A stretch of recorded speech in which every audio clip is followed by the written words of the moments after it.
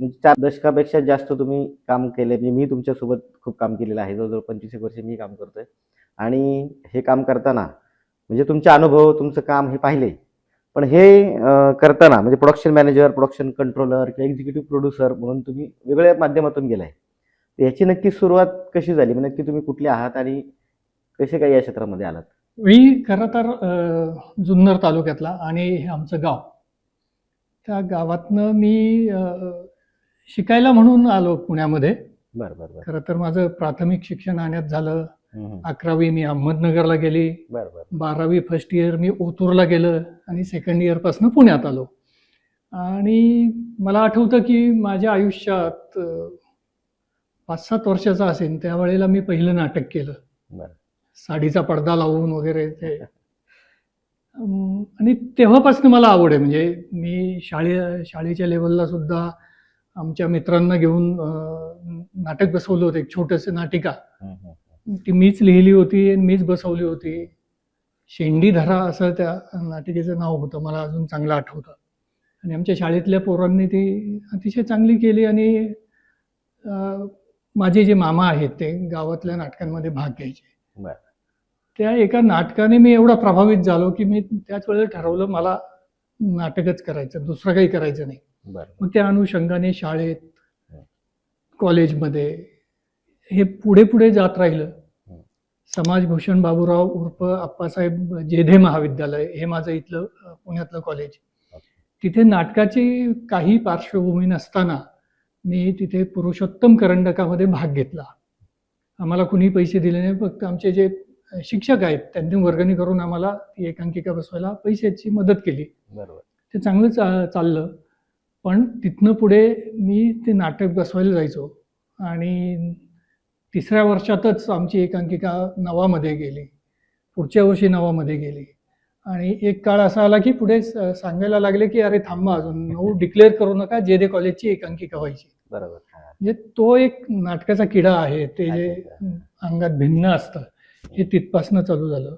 मग तिथून पुढे मग मी शरद तळवलकर वगैरे अशा ग्रुपबरोबर नाटकाचं मॅनेजमेंट करायला लागलो. मग मॅनेजमेंट करता करता जो कोणी छोटा रोलचा कलाकार अवेलेबल नसेल त्याच्या जागेवर उभं राहायला लागलो. ते स्टेजचं डेअरिंग तिथनं यायला लागलं.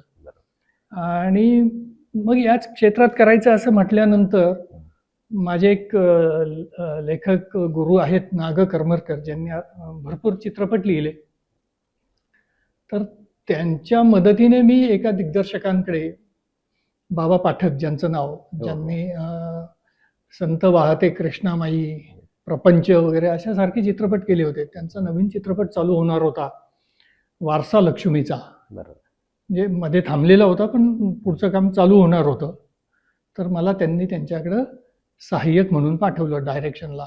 आता ऑलरेडी त्यांच्याकडे 4-5 मुलं डायरेक्शनला होतेच त्यांचे.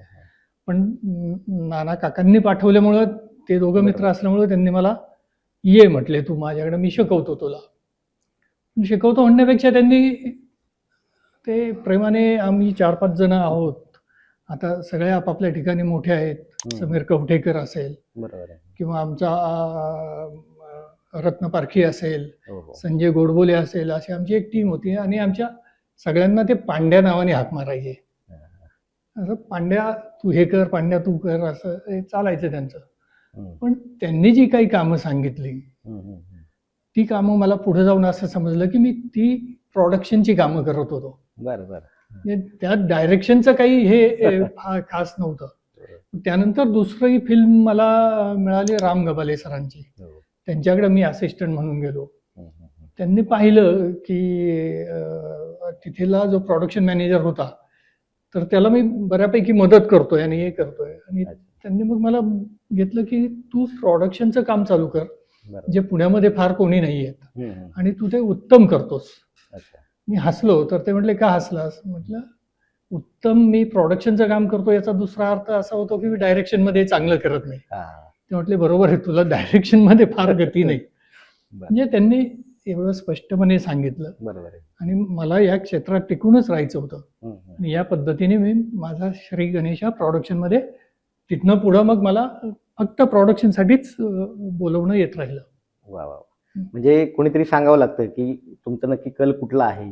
हो मग ते सांगणं हो, खूप हो. गरजेचं आहे. म्हणजे तसा गुरु हा. मिळणं खरं हे असतं की बरोबर आहे. हा. तुमची धाव कुठपर्यंत आहे हो हो हो. हे ते गुरुनी सांगितलं तर ते लवकर, नाहीतर मी भरकटत राहिलो असतो. बरोबर आहे. नाही, ते योग्य वेळी योग्य गायडन्स दिला की माणूस त्या ट्रॅकवरती येतो. करेक्ट ती महत्वाची गोष्ट आहे. करेक्ट. आणि सर आता म्हणजे हे साधारण कधी 1980 85 हे 85 नंतर नाही 86 ला 86 नंतर. 86 ते 90च्या दरम्यानची बरं गोष्ट आहे. बरं बरं.